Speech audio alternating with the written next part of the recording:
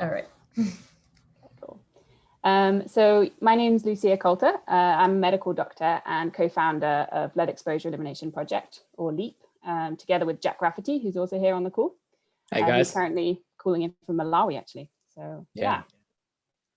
Long way. So yeah.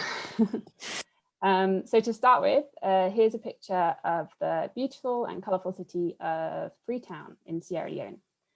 If I asked most people what kind of health and development challenges are facing a city like this, people would probably first think about things like the high prevalence of infectious diseases, maybe malaria and tuberculosis, or maybe the levels of poverty and unemployment. But what most people wouldn't think about is the paint, and specifically lead paint. So that's what we're going to talk about today, lead paint and lead poisoning. So first we will cover the impact of lead poisoning, and then we'll talk about how we can reduce it. And I'll also talk about what our organization LEEP has been doing, and that might be interesting for anyone who's interested in EA charity startups in general. And then at the end, feel free to ask questions. And if you think of questions as we go along, you're welcome to put them in the chat as well, so you don't forget. Yeah. So lead poisoning has pretty severe and wide-ranging effects. It affects health, intelligence, income, and even crime. And it's a toxin that affects all body systems. So even low levels of lead exposure can cause anemia, growth stunting, kidney impairment, high blood pressure, cardiovascular disease, and even miscarriage, mental illness, and behavioral disorders. Children and pregnant women are particularly vulnerable, but the impact on adults is even quite significant. And just recently, there was a large cohort study in the US, and it found that the attributable fraction of lead for all-cause mortality was actually 18%, or over 400,000 deaths per year. So it's significant for all groups. And one of the most important risks in children is the impact of lead on their developing brains. And even low levels can reduce cognitive ability, educational attainment, and earning potential. And when you have widespread low-level lead exposure, you can see that there's a significant impact on a population level. Lead exposure can cause a 5-point drop in IQ across the population, which will then increase the number of children with intellectual disability by over 50%. And this effect of lead on intelligence and educational attainment in turn impacts their earning potential. So there's actually some modeling done by NYU researchers, which suggested that $1 trillion is lost to the economy of low and middle income countries every year because of lead exposure. And you can see on this map that in some countries that's equivalent to 6% or more of their GDP. So that in itself can obviously have implications for economic development. And the neurotoxic effect of lead on children's developing brains doesn't just impact intelligence and earnings. It also affects executive functioning, impulse control, and aggression. And it's thought that it could account for 80% of the variance in crime in the US from the 80s to 2020. And it's actually quite a robust relationship. It's been seen in a number of higher income countries and now beginning to be seen in other countries as well. So you can see here is a graph showing the environmental lead levels in the US and then the homicide rate. And this is actually, these two lines are actually 21 years apart, but they're overlaid here. And of course, it's nice to see correlations and graphs like this. But what makes the case for the relationship between lead and crime even stronger is that the trend is actually seen in different countries and across different periods of time. And it even correlates with the different ages at which crimes are typically committed. So burglary, for example, falls before homicide. So you can see here in Australia, similar trends, and in the UK as well. And as well as these correlations, there's actually also some causal evidence. There was one interventional study where some children with lead poisoning had their sources of lead removed and others didn't. And those that continued to be exposed had significantly poorer educational, behavioral, and criminal outcomes. So yeah, overall, it's clear that lead exposure has severe impacts on health and more broadly on society and the economy. But it's also important to highlight the huge scale of the problem. 1 in 3 children worldwide still have significant levels of lead poisoning. Surprising because it's not something we hear about very often. And that's 815 million children globally. It's thought to account for 1% of the global burden of disease. and 22 million disability adjusted life years per year, and 1 million deaths a year. And as I mentioned before, this $1 trillion loss to the economy, and that's just to low and middle income countries. So all of those negative consequences of lead exposure that we just mentioned are affecting a huge number of people all over the world. So let's move on to talk about what we can actually do to address the problem. If we know it's an important problem, but if we're going to do something about it, it needs to be tractable as well. And fortunately, there are solutions. Lead poisoning has been successfully addressed in a number of countries, and that's through regulation of its sources. So all countries have now banned leaded gasoline, and 39% of countries have also banned lead paint. In these countries, there are still legacy sources. So old paint on walls or old lead pipes. You've probably heard of that in New York City, and actually New York more generally, especially children that live in buildings built before the 60s or with degrading paint, they're particularly at risk of lead poisoning still. But overall, blood lead levels have declined over the years in countries that have regulated both gasoline and paint. In the US and UK, blood lead levels are now averaging around 1.1 micrograms per deciliter. And that's in contrast to many low and middle income countries, which are yet to regulate lead paint. So 61% of countries have no lead paint regulation at the moment. And in many of those countries, childhood blood lead levels are averaging around 5 to 10 micrograms per deciliter. And that's poisoning severe enough to cause those negative effects that we described before. So that's where our intervention comes in. And our intervention is advocating for the regulation of lead paint in neglected countries with large and growing burdens of lead poisoning from paint. In this context, by neglected, we mean countries where there's no effective regulation in place and no other work to establish new regulation. And this idea was actually researched by Charity Entrepreneurship, which is a EA charity incubator. It was recommended in their 2020 incubation program, which is where Jack and I teamed up to take the idea forward. So when we look at any intervention from an EA perspective, of course, we need to consider the cost effectiveness. Resources are always limited, so we want to have as large a positive impact as possible with the resources that we do have. And when we were estimating the cost effectiveness of this intervention, we took into account benefits to health, so the decreased cardiovascular disease, decreased kidney disease, and decreased intellectual disability. And we also took into account the benefits to earnings. We didn't take into account the reduction in healthcare costs or special education costs, or the reduction in mental illness or crime that would come with reduced lead exposure. And that's just because those benefits are harder to estimate. And then, of course, we include the costs as well. So our organizational running costs and the costs of implementation of new regulation by a government. And then other factors which also play into the cost effectiveness are how likely we are to be successful at introducing regulation, and the number of years that we would bring policy forward by. We can assume that ultimately all countries will introduce lead paint regulation at some point. So we only want to take into account the number of years for which we would bring that regulation forward with our intervention, with our lead paint advocacy. So yeah, and then also we have to take into account how much lead exposure is actually caused by paint and how much annual additional lead exposure there is, because the regulation would only prevent future exposure by preventing new lead paint from being introduced into the environment. And yeah, so we came up with quite a conservative estimate of around $50 per disability adjusted life year averted. And for those that aren't familiar with DALYs, they're a measure of disease burden. So they take into account both quality and quantity of life. So a DALY is basically a year of healthy life lost. So yeah, so this estimated cost effectiveness is in the range of Give World Top Charity, so very promising at this point. Obviously, at the moment, it's less rigorously evaluated than Give World Top Charity, so it's hard to compare, but it's looking good so far. Yeah, so now I'll move on to explain what we've actually been doing and how it's been going. So one of the first things we did when we decided that this was likely to be a high impact and cost effective intervention was to work out the best country to target first. Of course, ultimately, the goal is for all countries to have lead paint regulation, but we had to work out the best place to start.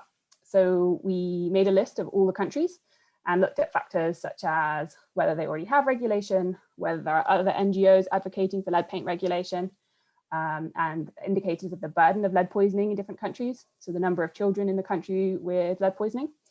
and also indicators of how feasible it would be to advocate successfully for lead poisoning in that country. So for example, how stable the government is, whether or not we could actually access the country because of COVID travel restrictions and those sorts of things. And we concluded to begin with that Malawi would be the best country to start. So that's what we did. We went to Malawi, and as you can see, there are a lot of paint advertisements in Malawi. We were somewhat surprised by this, but there is a very large growing paint industry in Malawi. It did seem like every second billboard was a paint advertisement. And once we were there, one of our most important tasks was to make contact with the relevant stakeholders so that we could advocate for lead paint regulation. In particular, we thought it'd be important to get into contact with the Ministry of Health, the Bureau of Standards, Malawian lead academics, and the paint industry. So we did this just by speaking to anyone we could and always asking who else they could put us into contact with. So we would speak to friends, colleagues, and they would put us into contact with family members or colleagues in Malawi, or health policy experts who would then put us into contact with the next relevant person. Seems like a bit of an ad hoc approach, but it's actually quite a standard practice, I think. And overall, it was actually a lot easier than we expected. Everyone we spoke to was really engaged with the issue and really wanted to help us with our goal. So we managed to get into contact with the people that we needed to. And then the next important task we had to do was to find out whether paint is actually a source of lead poisoning in Malawi. It's surprising, but there's almost no data about lead in paint in a lot of countries. There's no labeling on the paint cans, and there's no, the industry is not very transparent about the use of lead. But without evidence of lead in paint, it would be quite difficult to know if new regulation would actually impact levels of lead poisoning in the population. So what we did was we collaborated with a master's student from the University of Malawi, and we went around to lots and lots of paint shops and paint factories in a few different cities. And we sampled all of the main paint brands. This is a picture of our back bedroom with some of the paint cans that we collected. And we dried out some samples there and then shipped them off to a lab in Wisconsin, actually, where they analyzed the lead content for us.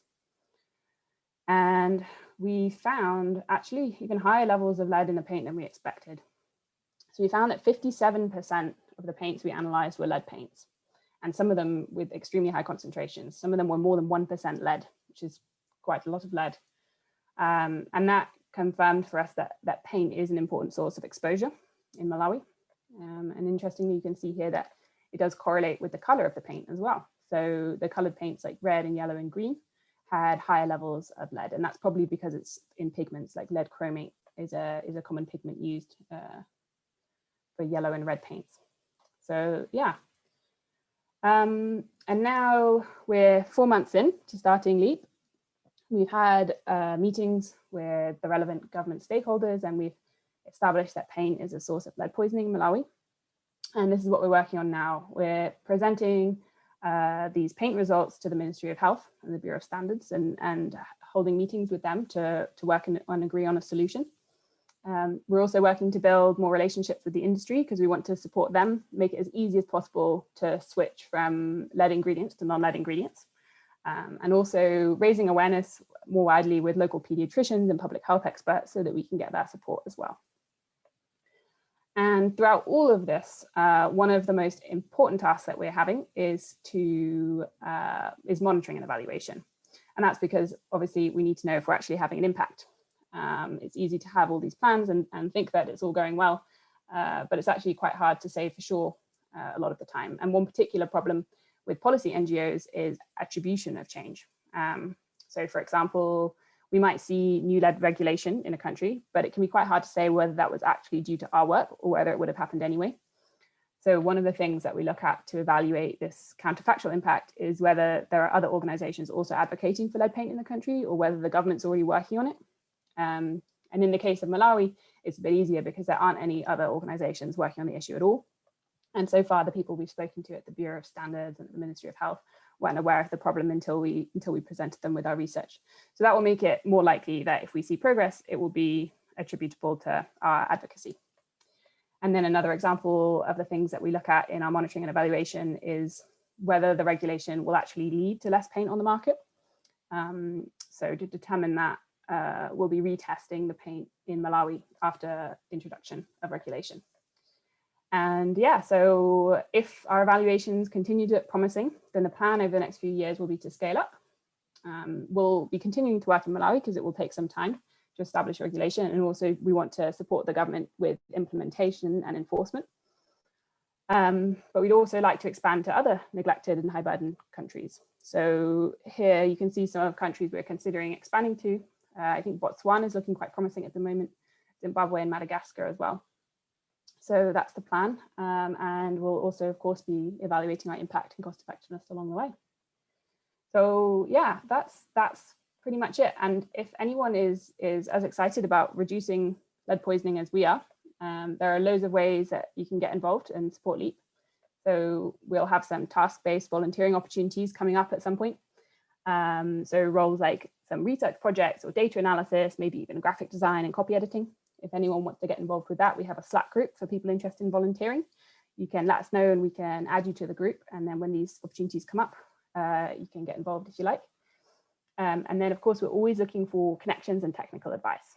So if you know any academics or experts, people with legal expertise in regulation, relevant policy experience or country experts, if anyone has any connections in our target countries, that's always extremely helpful. And then, of course, we also have a funding gap. So we currently have a $22,000 funding gap. And if new donors can fill that, then we can complete our first year of operations and work to establish regulation in Malawi and also start expanding to our second target country. Yeah, so feel free to ask any questions now. We're happy to answer any questions at all about lead exposure, lead paint regulation, or charity startups more generally. And this is our email address here, so you can reach out later if you have any further questions, if you want to get involved, or if you just want to chat more generally about what we're up to. Yeah, so I think Jack will probably be taking most of the questions if anyone's got any. Awesome. Thank you guys so much. Or thank you, Lucia. This was fantastic. And yeah, guys, if you want to ask some questions, just you can either send them in the chat or just ask them unmute and ask, and then Jack will be taking questions. And I've just stopped screen sharing so that everyone can see each other a bit better. I think that would help. I got a question. This is really interesting. Thank you. Wow, this is like, yeah, things that you didn't know were EA that turned out to be very EA. Did either of you have a prior interest in either lead, paint, or Malawi? I don't actually think so. There's like we kind of went in trying to figure out how we could create like the most EA charity possible that can have like the maximum amount of impact. So we kind of went, well, like we tried to go in with an open mind and look at as many ideas as possible and do essentially what we thought would be the best way for us to make a big difference. There is like some level of history, but it honestly turned out to be coincidental. I think Lucia has a grandparent who was significantly affected by lead poisoning, but yeah, we didn't find that out until after we started the charity day. So yeah, it's all serendipitous. I think it's mostly just we've been going in with a mind to cost effectiveness, and this is where it led us. Yeah, that's just really interesting. You know, there's so many charities like this in the world where they give a very similar presentation, and then it turns out like, I don't know, one of them is from Malawi, or you know. So much respect for the very pure, objective approach. Yeah, thanks so much.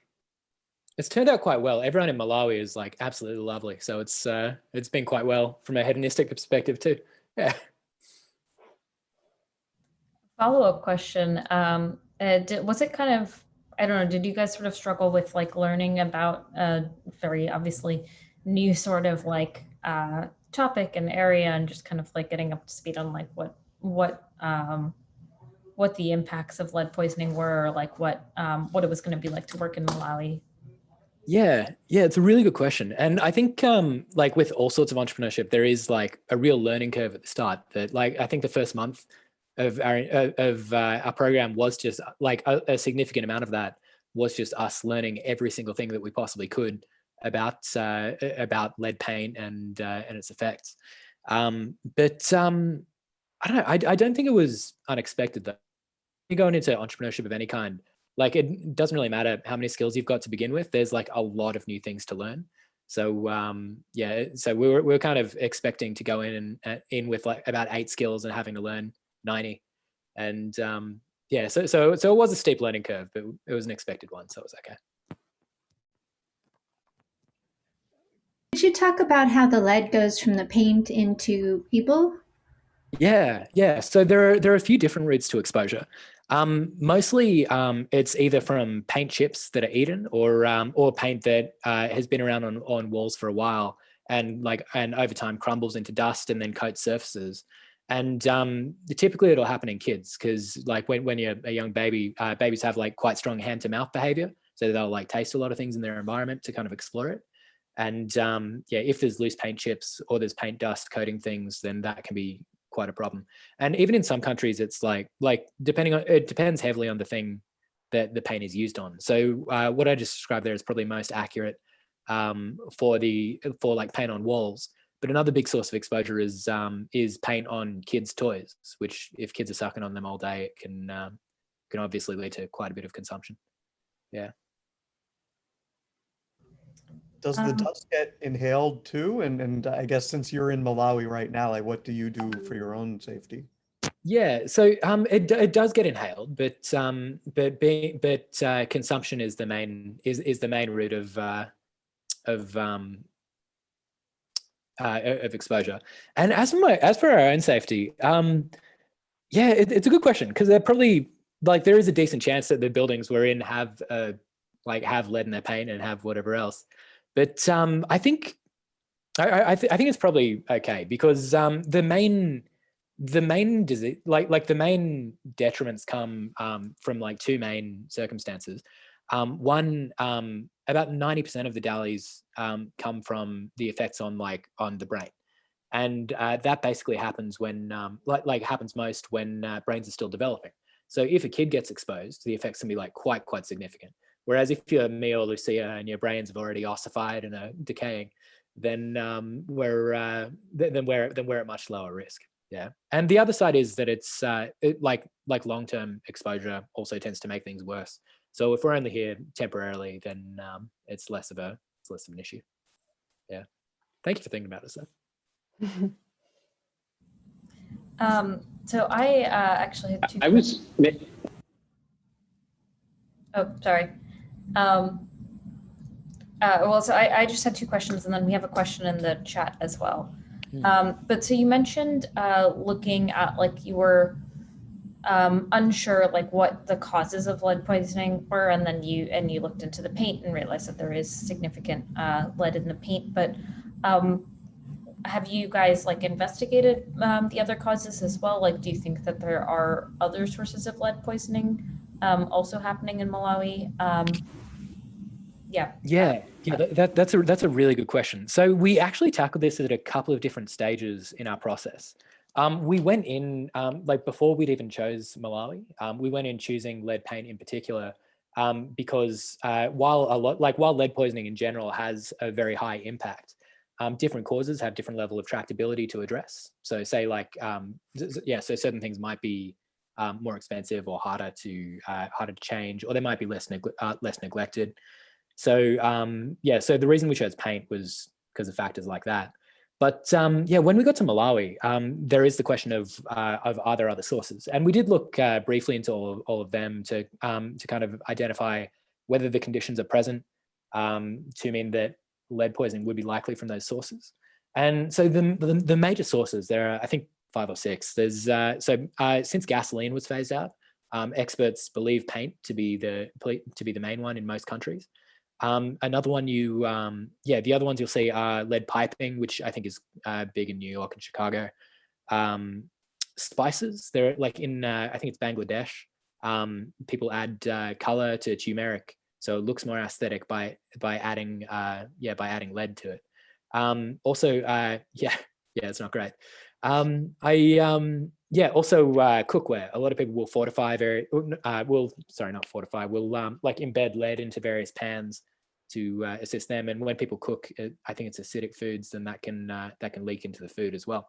And also batteries are another cause. But there are various reasons to think that that paint in particular might be a big problem for Malawi and might be one of the major sources in Malawi. In that, so for example, Malawi is it's very, very low income, and about 90% of the country is like they live like they live regionally, make their own foods, and it's very it's very hand to mouth. So there isn't a lot of piping around to be made of lead. So, and also in studies that have done on this in the past, they didn't find a significant amount of lead in the water. So that means that we'd knock out, or we'd likely knock out lead piping as a major source. In terms of batteries, with batteries, they tend to be concentrated in certain areas. So you'd expect to see lead concentrated in like a few small hotspots, but in Malawi, it looks like the lead burden is fairly widely distributed. They don't seem to have like turmeric or wide use of turmeric and other spices which people might add lead to. It is possible that that cookware is a source of lead poisoning in Malawi. We think even if we aren't solving the entire problem, if we can solve a significant proportion of it and we can do that cost effectively, then we think that's a good bet. And we might have to look at cookware another time. And from the pipe, can the lead go into the water we drink? Not in Malawi, but in general, yeah. That's that's the main route of exposure. It leaks from the pipe into the water, and then is drank when people, In developed countries also? Even in some cities in America, it still happens. Yeah. Wow. Yeah. Yeah, this is a really some of the questions from the chat. Michigan. So we have some questions in the chat. So I'll just ask those. So Josh asked, how do you determine what are the most effective means of advocacy?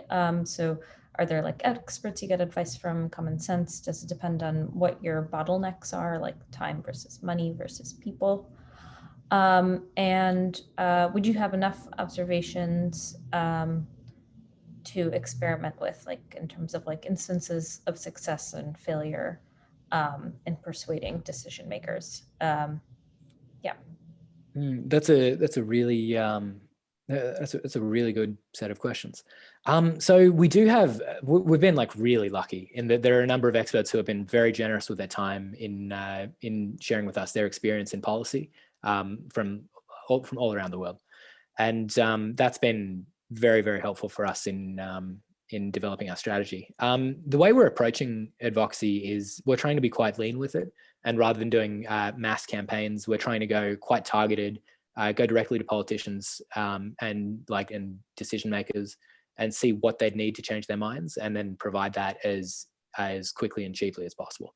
So we are prioritizing time and money, I think, because we want to be an effective charity, and if we can do advocacy at lower cost and at higher efficacy, then that'd obviously have an impact on our cost effectiveness. Now, would you have enough observations in terms of instances of success and failure in persuading a given decision maker to take a desired action to experiment with it? That is a really good question, and experimentation in the policy space is typically relatively difficult, but we're trying to be as rigorous about this as possible. We're primarily at the moment, rather than experimenting between different methods, we're trying to identify whether, I don't know if we have the resources to be trying 4 or 5 different methods at once, but we can compare the method that we're using loosely with past approaches, just because there has been some lead advocacy in other countries.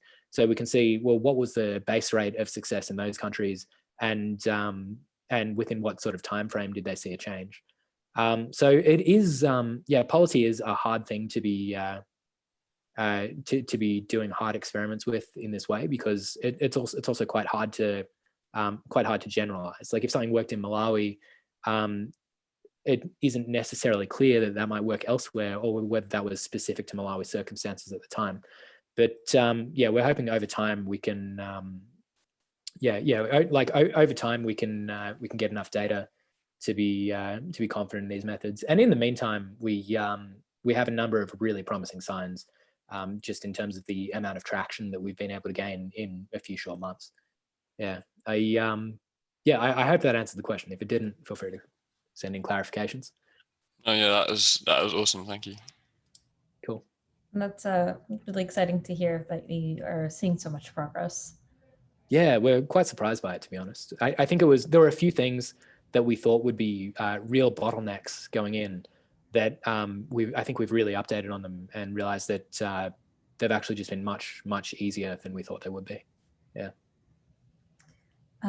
Awesome. 2 more questions in the chat.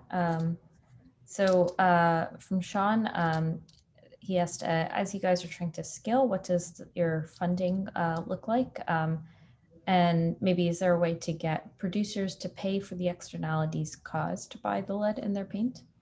Yeah, those are really those are 2 really interesting questions. I'll start with the first one. So in the short term, we've been really lucky in that we've had a few really keen EA. Like we received a grant from Charity Entrepreneurship, and we've had a number of EAs who have been super generous, who have donated to us to support our project, and a few who have been very generous and donated significant amounts.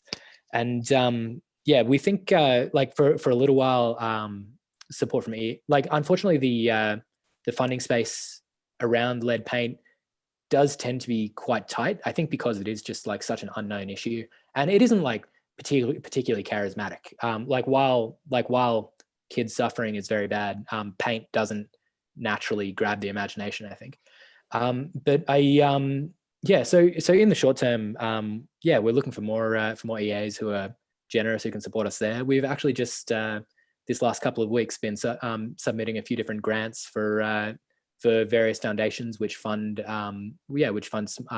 pilot or which fund organizations in their pilot stage.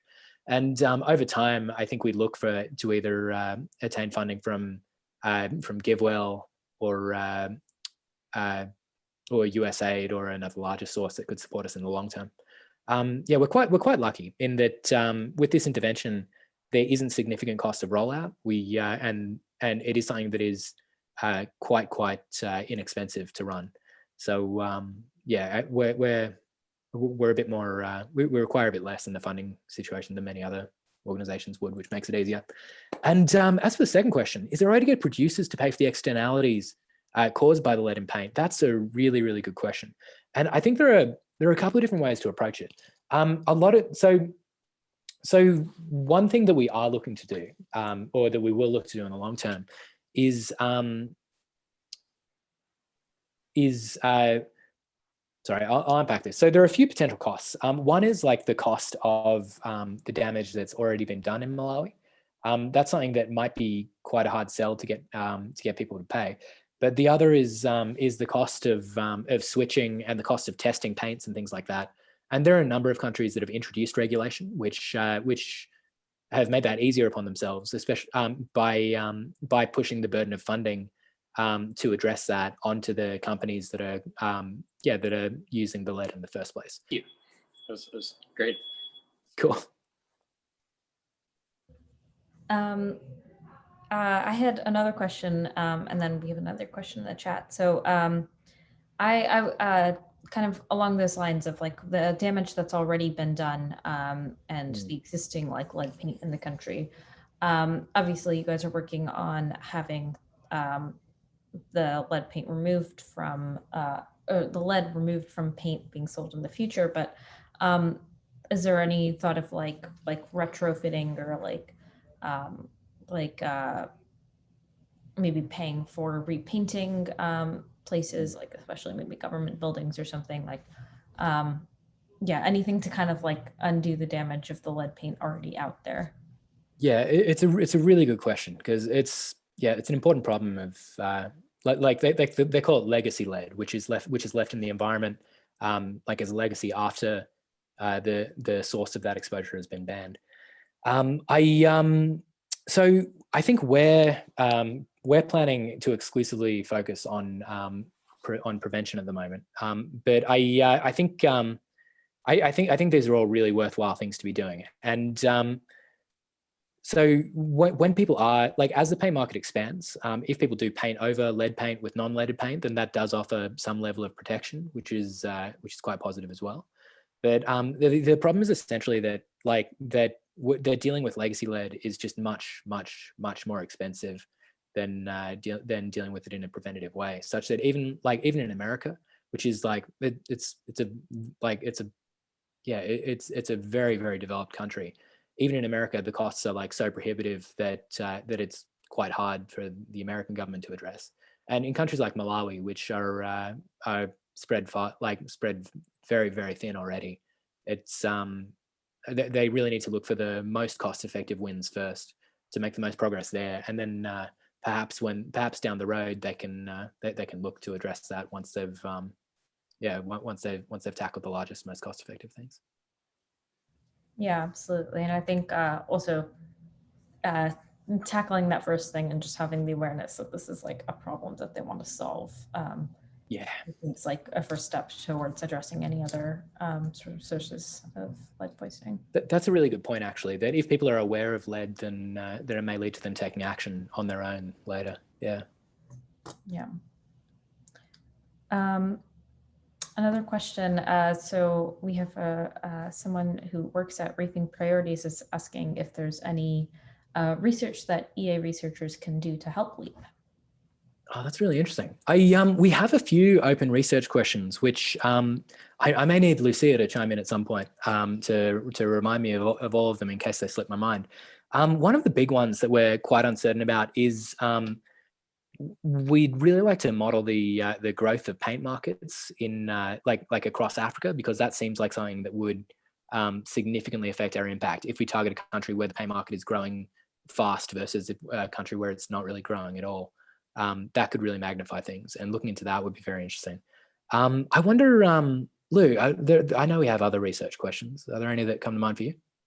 Yeah, we do. That's a big one that you mentioned. And that's because basically our intervention displaces, it would displace lead paint on the market with safe paint. So in countries where there's a lot of new paint coming into the market, the impact is much higher. But I think it seems like quite a hard area to research. So probably the best way is like modeling with correlates of market growth and that kind of thing. And yeah, we do have quite a few other research questions, but a lot of them might be a bit more require kind of on the ground research, like looking at source attribution, so different sources and how much those are responsible for exposure in a country and that kind of thing. But we can maybe get in contact with you with our kind of open research questions list to see if anything there looks interesting. Yeah, it'd be really great to be in touch. You should definitely pass us your email. Yeah.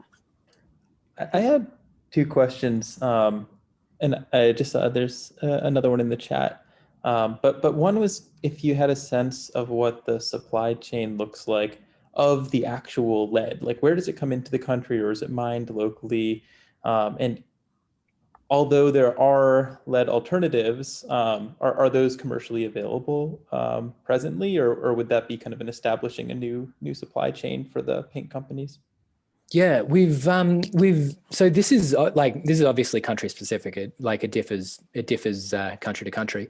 We've actually got a volunteer looking into this in detail at the moment, so we can try and find the most the most cost effective ways to for companies to change their lead supply, and to and to kind of identify if there are any bottlenecks in production of various ingredients.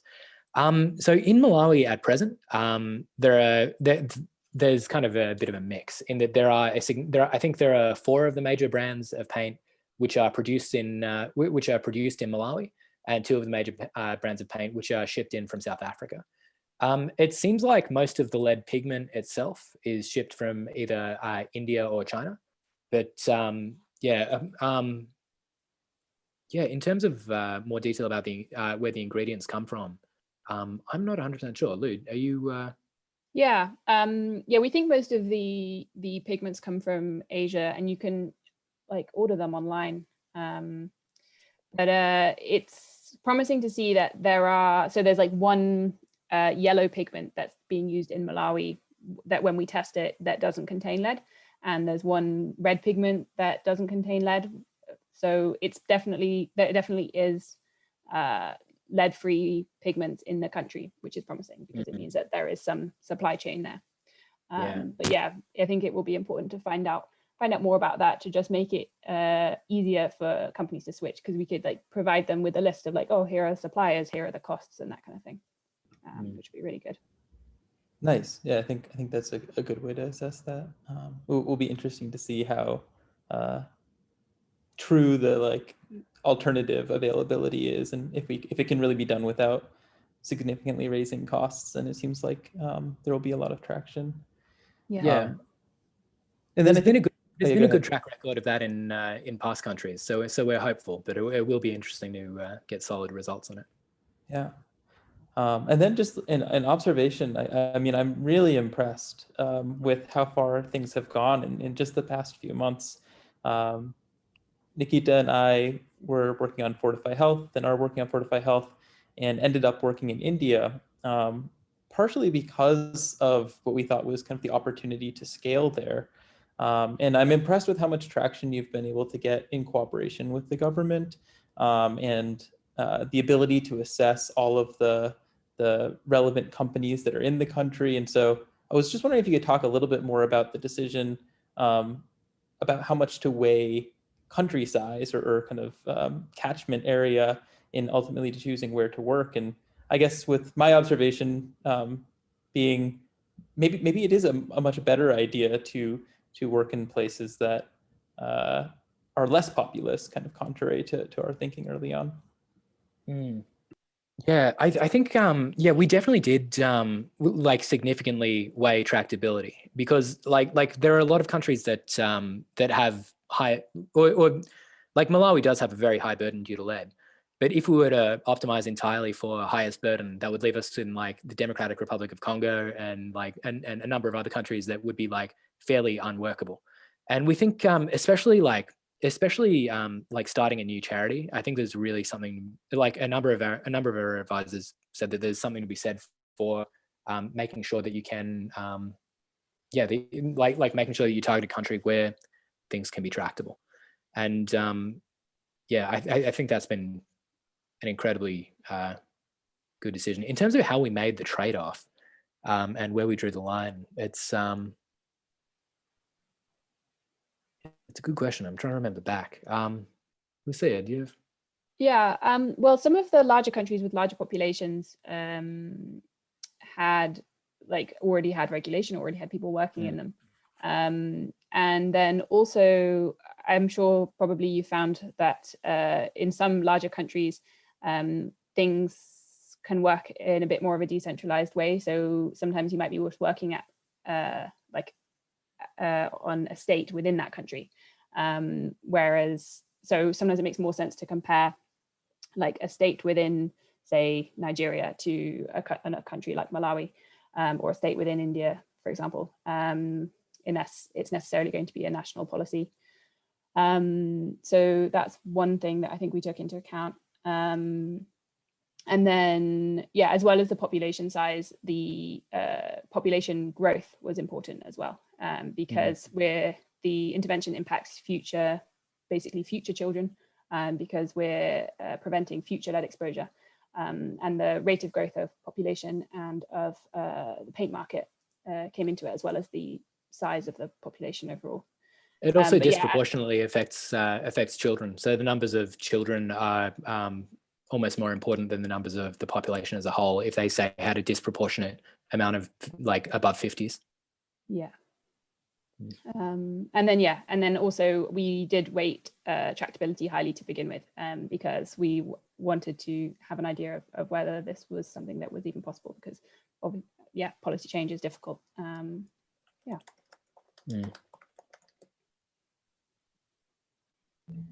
Yeah, it seems valuable, especially as a new charity, to start in a country where you think you're going to be able to make progress quickly and then take that track record and go somewhere else where you think it's going to be a little harder, and you have the Exactly that you've learned, and also you have the expertise to show the government partners that you're working with that you know what you're talking about. Yeah, exactly right. That was the thinking. Exactly right. So we have 2 more questions in the chat. So in Malawi, are consumers able to tell when they purchase paint whether or not it has lead? Like, are there any sort of markings or like something in the ingredients? Not really, no. The paints aren't marked at present. If you were to go in and like you'd done a significant amount of research on lead paint, there are like some heuristics you could use in that like white paint tends to have less lead paint, but it's definitely not something that's advertised. Some of the imported paints will say lead-free, but that in other countries hasn't been shown to be a very good indicator of whether the paint is lead-free. But in Malawi, paints aren't marked with whether or not they contain lead. Yeah. And can you guys talk a bit about how you got into EA and how you ended up starting this? That's really nice. I really like that question. That's a good one to close on. Yeah, so I might go first, and then Lou can tell her story. I think I got into EA a similar way a lot of people do, in that I think like I kind of think a lot of people are already EA and already have all these concerns, and then just find a community that like they find out EA exists, and then are like, oh cool, well that's like what I've been caring about, so I'm gonna stick with this community that kind of has converged on the same ideas. So I was very interested in doing something that was worthwhile and high impact for a very long time. And then, yeah, near the end of my uni days, I found out what EA was and just like dived into it. I think I probably just like lurked in the forums for a couple of years and just like read everything that I could. And yeah, I tried to, I tried to work in some high impact roles in the past, and I've previously tried to, I previously ran a small advocacy charity working on refugees in Australia, and I worked as a consultant to try and develop some skills for this. But yeah, I kind of, I think as soon as I heard about EA, it was a immediate match. Like it was an immediate match. So I read about it for a long time, then started going to the Sydney group and going to some conferences. And it was at one of the conferences that I met one of the people from Charity Entrepreneurship. And as soon as I heard about the idea, I knew, well, this is like, I think my initial career plan was I'd make enough money to be able to fund starting a charity. And then once I met the people from Charity Entrepreneurship, I found out that I didn't need to be like 40 or 50 and have done heaps of years in order to do this. And they just said, oh yeah, like we can fund you, we'll do it now. So we went straight in. Lou, what was your journey like? So I got into EA probably before I started uni. So I first became like most engaged with the ideas when I read Famine, Affluence and Morality by Peter Singer. And then I ended up deciding to study medicine because I wanted to get involved in global health and public health. I thought that might be a good path to impact. And then while I was at uni, I got involved with the Cambridge EA group, and I ran the group there and was involved for a few years. And then after that, I worked as a doctor for a couple of years and also was involved with some EA projects on the side, some research and other things. And then I decided that rather than wait until I've specialized as a consultant and whatever, I could probably have impact now by starting a charity or doing something like that. So I also heard about Charity Entrepreneurship, and I thought I'd give that a go and take a little break from clinical medicine. And it went from there, and that's where Jack and I teamed up. And actually, I think this wouldn't have happened without Charity Entrepreneurship, and they've been incredibly useful. We learned a lot through their program, and of course their seed funding allowed us to get started. And if anyone else is interested in EA charity startups, you should really check them out. They've got applications open for 2021. Actually, their first application round just closed, but their second application round is opening in March. They're very awesome. So yeah. Awesome. Thank you guys so much for sharing those stories. And by the way, for those of you watching at home, EA means effective altruism, if that wasn't clear. Also, thank you for answering that question. I was wanted to ask you, Lucia, earlier, and I forgot I was going to ask what you were a doctor of, but now I realize you were a medical doctor. So thank you for answering that question. But yeah, I've been really, I was also very excited to hear about Charity Entrepreneurship when that was launching, and I've been like really consistently impressed with the quality of the organizations that they've incubated, including you guys. So yeah, that's it's really awesome to see that like working so well and so many amazing nonprofits being started out of there. So I want to be mindful of time because we're just at 3 p.m. And I think that was what we said when we said this event would end. But there are 2 more questions if you guys feel like you have time to answer them. I've got plenty of time, yeah. All right. So have you guys, and this is from the chat again, sorry.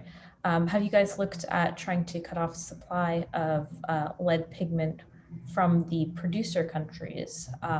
For example, trying to convince India not to export lead paint if it's already banned there.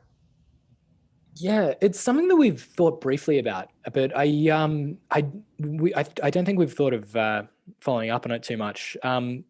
Yeah, that's a good point about India. That since they're banned it, they might be willing to avoid export as well. I think the main reason I think the main reason I would lean against that strategy is that one of the big exporters is China, and China is just like quite hard to work with on policy stuff a lot of the time. But it's quite an interesting point about India. I think we really haven't looked into it, and I definitely think it's something worth looking into further.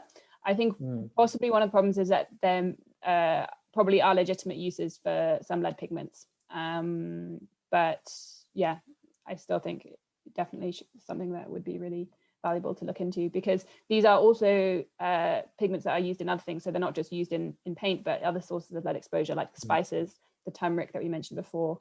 There's a spice in Georgia, marigold, that can have a lot of yellow lead pigment in as well. And it's possible that a lot of the producers is quite the production of these pigments that are entering